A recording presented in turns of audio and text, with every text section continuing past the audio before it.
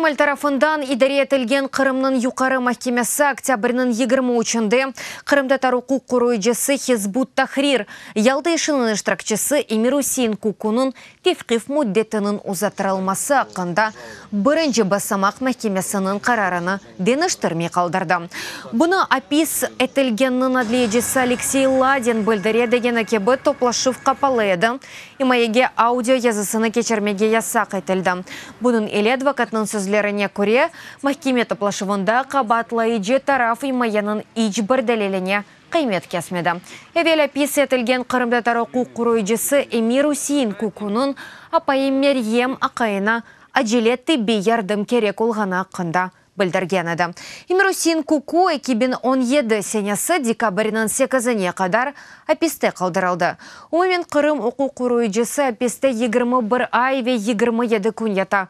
Хатырлатамыз, инсан ақлары бойынша контакт группасының азасы Эмир Усейн Куку дегер файлер еле бірлікті мақсус қызметлер тарафындан 2016 сенесі февральның башында апис етілді.